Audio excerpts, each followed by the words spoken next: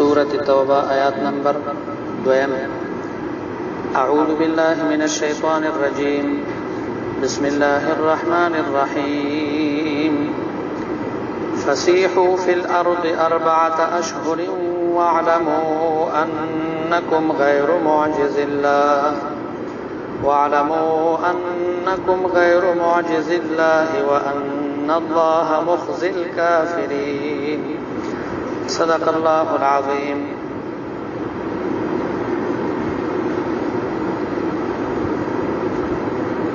दी सूरत के द मक्की द मुशरिकान व द आम मुशरिकान सरा ऐलान द बेजारई दे बया दगा द मुशरिकानो चागई सर मुआहदी खत्म शवी दी नो तकरीबन सलोर किस्म डले विदागई और द हर यौ मुबारकी जुदा जुदा आयातुन नाजिल शवी दी।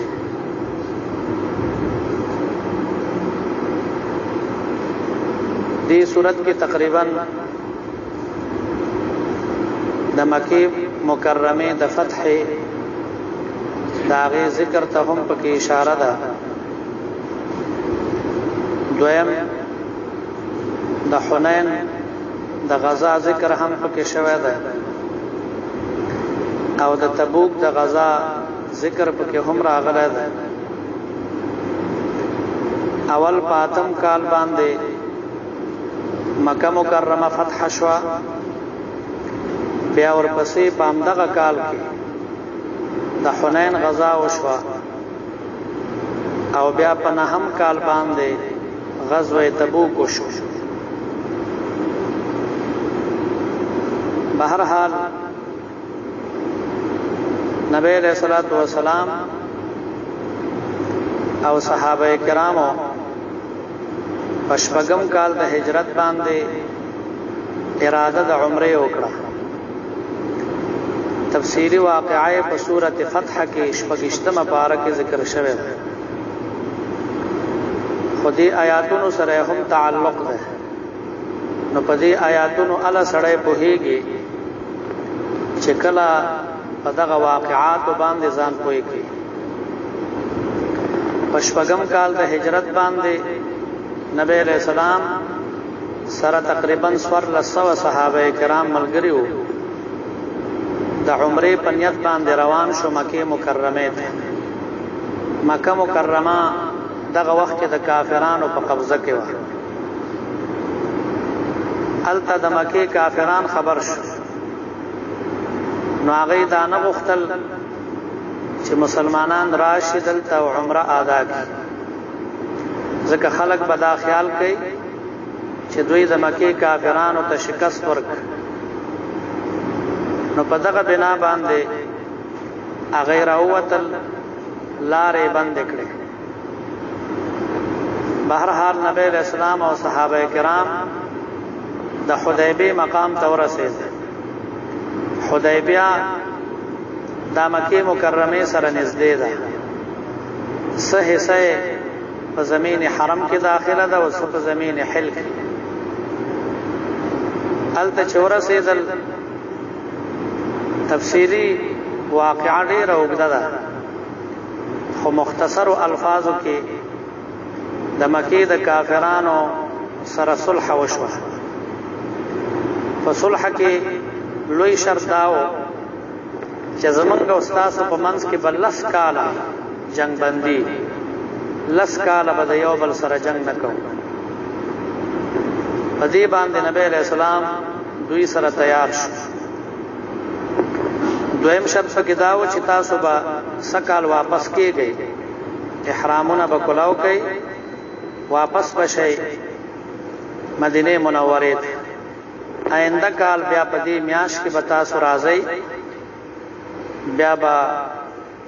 द्रेव रजता सु मक्का मुकर्रमा के तेरवई चे उम्रा आदा के न वापस बजई और द्रेम शर्त के दाव चे दतासु नसोक राशि मुंगता न मुंग बेतासु तना वापस को او که زمونږ نه څوک درشي تاسو ته تاسو به واپس کوئ. دا دریم شرطو دا د منلو وړ نه، خو لیکن نبی علیہ الصلوۃ والسلام ته دا الله د طرف نه د فتح زیره او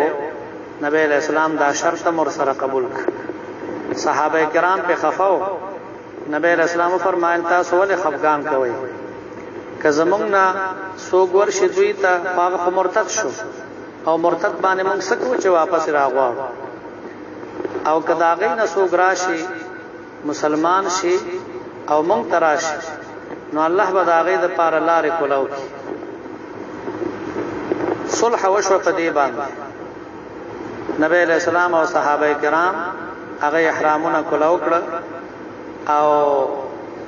څاروي ذبح کړه، راغله واپس مدینه منوره ته. بیا آینده کال اوم کال د هجرت باندې همدغه میاشت د ذیقعدې میاشت وه، نبی علیہ السلام او صحابه کرام لاړه، عمره ادا کړه، 3 ورځې تېرې کړې، مکه مکرمه کې بیرته واپس راغله. دغه وخت پورې کافران په خپله صلح باندې ولاړ. دینه تقریبا 15 یا 6 میاشتې تېرې شوې چې کافرانو صلح ماته کړه. په هغه صلح کې دا خبره وه چې زمونږ او ستاسو په منځ کې خو معاهده وشوه، خو چې کوم دا نورې ډلې دي هغې چې د چا سره کېږي هغې ته اختیار دی. نو 2 ډلې وې د مکې مکرمې په ګرد و نواح کې اوسېدې، یو ته بنو بکر وې، یو ته بنو خزاعه وې. دوی ته اختیار ورکړی شو چې د مکې د کافرانو ملګری کېږي او که د پیغمبر علیه السلام ملګری کېږي. دا دواړه ډلې هم کافرانې دي. بنو خزاعه یو قبیله ده، هغې وې موږ د مسلمانانو ملګري وو، او بنو بکر دا بله قبیله وه، هغې د مکې د مشرکانو ملګري شو. نو بنو بکر یو ځل چاپه ووهله بنو خزاعه باندې د شپې. د مکې مشرکان چې خبر شو هغې وی چې نبی علیہ السلام خو ډېر لرې دی، مدینه منوره کې دی او دا مکه مکرمه ده. مکې مکرمې او مدینه منورې په منځ کې فاصله تقریبا 1500 کیلومتره فاصله ده. هغه هلته چېرته خبرېږي او شپه هم ده. نو راځئ چې د بنو بکر ملګرتیا وکړو. نو په اصلحې هم د هغې مدد وکړه او په افرادو باندې هم د هغې مدد وکړه. بنو خزاعو کې بعضې کسان قتل کړه. هغې بیا پیغام راولېږه نبی علیہ السلام ته چې بنو بکر په مونږ حمله وکړه او د مکې مشرکان هم ورسره ملګري شو. نبی علیہ السلام چې خبر شو نو د جنگ دپاره تیاری شروع او په پټه باندې شروع. هلته د مکې کافران ورخطا شو چې زمونږ د دې حالاتو نه پیغمبر علیہ السلام خبر شوی دی، بیا هم خاموشه دی، سوای نه، ځکه دوی خو مخکې نه م یریدلي وو. په بدر کې، په احد کې او په غزوه خندق کې دوی پوه شوي وو چې مسلمانانو سره غیبي امداد کېږي. نو په زړونو کې یره وه، او چې مونږ دا صلح ماته کړه، د صلح او د قانون خلاف ورزي مو کړه او نبی علیہ السلام خاموشه دی، داسې معلومیږي چې د جنگ دپاره تیاری کوي. نو خپل مشر او سردار راولېږه ابو سفیان چې تاسو معلومات وکئ، که چېرته دوی د جنگ دپاره تیاری کوي نو هم تاسو ته به پته ولګي، که جنگ دپاره تیاری نه کوي خو په خپل حال به یې پرېږدي، او که تیاری کوي نو بیا به هغه صلح ورسره تازه کو او عذر به پیش کورته. ابو سفیان چې راغی مکې مکرمه مدینه منورې ته حالات یې وکتل چې مسلمانان هغې اصلحې تیاری د جنگ دپاره تیاری کوي.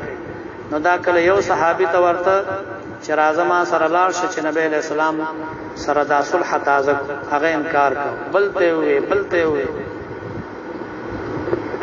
عمر فاروق رضی الله عنه ته وفرمایل وایي زه غواړم چې ستا سر قلم کم کتر اغله دلته د صلح تازه کولو لپاره چره هم داسې نشي کېدای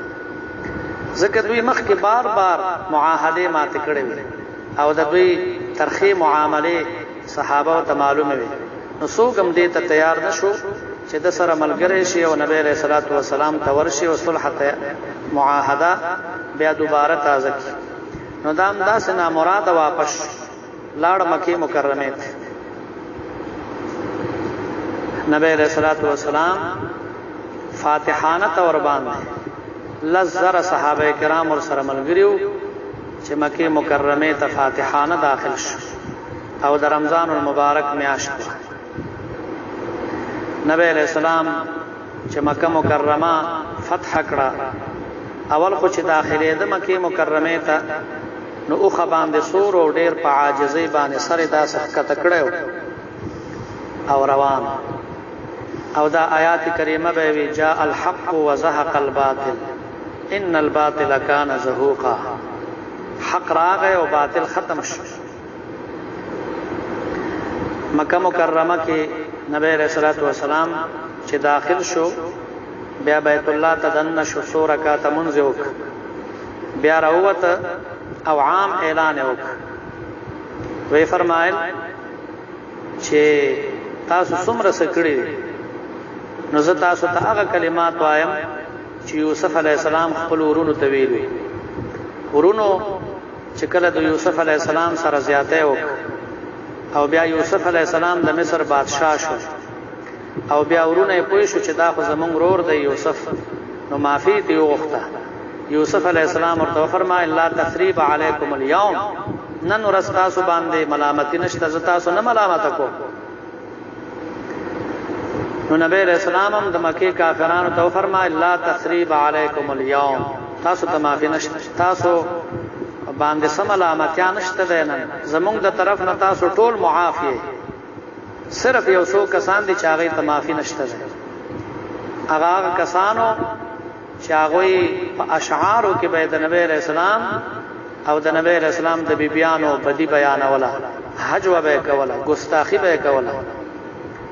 نبی رسول الله فرمایل دوی ته معافی نشته او به فرمایل کدوی د بیت الله په غلاف باندې هم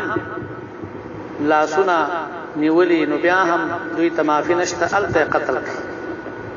الله رب العالمین نبی رسول الله ته اجازه ورکړیو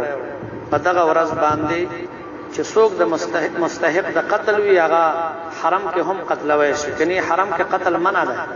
الله نبی رسول الله ته اجازه ورکړي ولا اقسم بهذا البلد وانت حل بهذا البلد بهر حال بعضی مشرکان داسې و چې هغه اسلام کې داخل شو صحیح مسلمانان شو او چې کوم خپل کفر باندې باقی پاتې شو نو داغي په باره کې حکم راغی چې تاسو سره معاهده ختمه ده نو د معاهده د ختمېدو اعلان وشو او سلور قسمه د کافرانو د مشرکانو اوله ډله د هغه مشرکانو وا چې هغه سره صلح شوی و په مکه مکرمه کې او هغه په خپل صلح ماته کړ نو چې خپل صلح ماته کړ د هغه په باره کې پنځم آیات کې دا حکم ده چې فاذا انسلخ الاشهر الحرم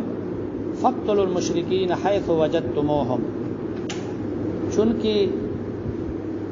دا میاشته چې په کوم کې دغه حکم راغی نو دغه میاشته د عزت میاشته وي او د عزت په میاشتو کې دغه وخت کې قتل کول جنگ کول دا منع و نو هغه ته حکم راغی چې سلور میاشتې تاسو د پاره اختیار ده سلور میاشتې به مونږ تاسو ته سنوایو سلور میاشتې پس بیا د دوی په باره کې حکم دی فقتلوا المشرکین حيث وجدتموهم مشرکان چې چرته تاسو بیا مومئ نو قتل کړئ دا سلور میاشتې مهلت یو خود دی وجنو چې دا میاشت د عزت میاشت وي، شوال، ذیقعده، ذوالحجه او بیا محرم. بعض مفسرین فرمایي چې دا صورت نازل شوه په اول د شوال کې، نو دی پسې درې میاشتې د عزت را روانې وي چې هغه ته اشهر حرم وایي. سلور میاشتې مونږ تاسو ته سنوای او پدې کې مطلب داو چې دوی پدې سلور میاشتو کې فکر وکړي یا اسلام کې داخل شي او که اسلام کې نه داخليږي نو جزيره العرب بپریدي، دا د عرب او زمکه بپریدي، پدې کې بس صرف اسلام وی بل دین پدې کې نشي چلےده. نو دا یو ډله و. دویمه ډله د مشرکانو هغه وا د بنو کنانه یو قبیله وا، بیا داغه دو شاخونه و، بنو زمره او بنو مدلج قبیله. هغه د نبی رسول الله سره صلح کړی و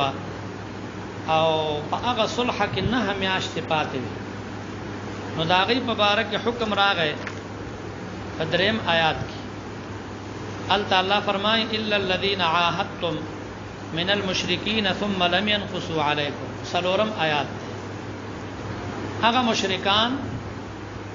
چې هغه سره تاسو معاهده کړی ده، هغه تر اوسه پورې د معاهدې خلاف ورزي نه ده کړی، تاسو ته نقصان نه دی رسوله او نه د هغه چا ملګرتیا کړی ده چې هغه تاسو سره جنگ کوي، یعنی تاسو خلاف د چا ملګرتیا نه ده کړی. نو فاتموا الیهم عهدهم، تاسو هغه سره خپل لوز پورا کړئ. نه میاشت پورې به تاسو هغه ته سنوای، نه میاشت پس بیا د هغه سره معاهده ختمه. او درېمه ډله د هغه مشرکانو چې هغه سره معاهده شوی و لیکن وخت مقرر نه و، غیر معلومه معاهده و. او سلورمه ډله د هغه مشرکانو و چې هغه سره بالکل معاهده نه و شوی. نو د دې دوالو ډلو په باره کې دا دوه آیاتونه دي، یو براءة من الله ورسوله او ورپسې دویم آیات فسیحوا فی الارض 4 اشهر. د دوی په باره کې دا حکم راغی چې سلور میاشتې مونږ تاسو ته سنوایو، سلور میاشتې پس بیا تاسو ته اختیار ده، که اسلام قبلوي نو ډیره ښه ده او که اسلام نه قبلوي نو بیا تاسو په جزيره العرب نه وځئ. نو اول آیات کریمه کې هم د دغه ډلې په باره کې حکم دی چې د دوی نه اعلان د بیزاری ده، ځکه د نبی اسلام بار بار تجربه وشوه په دې کافرانو باندې چې دوی صلح کوي او ماته، صلح کوي او ماته، او همیشه فریب او دوکه کړی دا او د نور ډلو سره زمو خلاف ملګرتیا کړی دا. اوس دین پس معاهده ته ضرورت نشته او د الله د طرف نه داسې اشارات مو چې د دوی د پاره د دوی سره نور معاهده ته حاجت او ضرورت نشته ده، بلکې د دوی په باره کې دوه خبرې، یا به اسلام قبلې یا به قتل کیږي. د عام کافرانو باره کې لکه يهود او نصارا دا غي په باره کې دا حکم ده، درې حکم دي، یا به اسلام قبلوي، که اسلام او قبول کو نړۍ راخت، یا به جزیه ورکوي، که جزیه قبول کړه نو ډېر راخت، او کني دریم نمبر کې بیا حکم د جهاد ده. او د عربو په باره کې دوه حکم وو، یا خو به اسلام راوړی او یا دویم حکم دا دی چې تاسو به قتل کیږئ. نو فرمایي دی آیات کریمه کې الله فرمایي فسیحوا فی الارض، فسیحوا ګرځئ تاسو فی الارض پسمکه کې 4 اشهر سلور میاشتې. بعض مفسرین فرمایي چې دا د شوال په میاشت کې دا صورت نازل شوی و، نور پسې د شوال میاشت ذیقعده، ذوالحجه او محرم دغه سلور میاشتې مراد. او بعض مفسرین فرمایي چې د لوی اختر د ورځې نه چې الته اعلان شوی یوم الحج الاکبر، د حج لوی ورځ، نو د حج لوی ورځ د لوی اختر ورځ ده، نو په دغه ورځ باندې دا اعلان شوی او دا غي نه پس سلور میاشتې مراد دي. نو فرمایي لیکن اول قول راجح دی فسیحوا فی الارض، ګرځئ تاسو فی الارض پزمکه کې 4 اشهر سلور میاشتې، واعلموا او پوه شئ انکم غیر معجز الله. دی جمله کې جواب د یو وهم ده، وهم دا پیدا کیږي چې دی کافرانو ته الله پاک دا سلور میاشتې مهلت ورکړ نو الله پاک عاجز ده د دوی نه نو الله جواب کوي چې نا واعلموا فیشی انکم یقینا تاسو غیر معجز الله نه عاجز کون کې کمزور کون کې الله تعالی لرا وان الله مخزي الكافرین دې کې جواب دی یو بل سوال دی یو بل وهم دا پیدا کیږي چې دوی ته مهلت ورکړې شو نو دا د دوی د اکرام او د عزت لپاره الله جواب کوي جنا وان الله یقینا الله تعالی مخزي الكافرین شرمون کې د کافرانو لرا دا د دوی رسوایی ده د دوی عزت نه ده بیا ګورې دوباره فسیحوا فی الارض الله فرمایي ګرځي تاسو فی الارض پزمکه کې 4 اشهر سلور میاشتې وعلموا او پوښی انکم چې یقینا تاسو غیر معجز الله نه کمزوري کون کې الله تعالی لرا وان الله ويقينا الله تعالی مخزي الكافرين شرمون کې د کافرانو لرا واخر دعوانا الحمد لله رب العالمين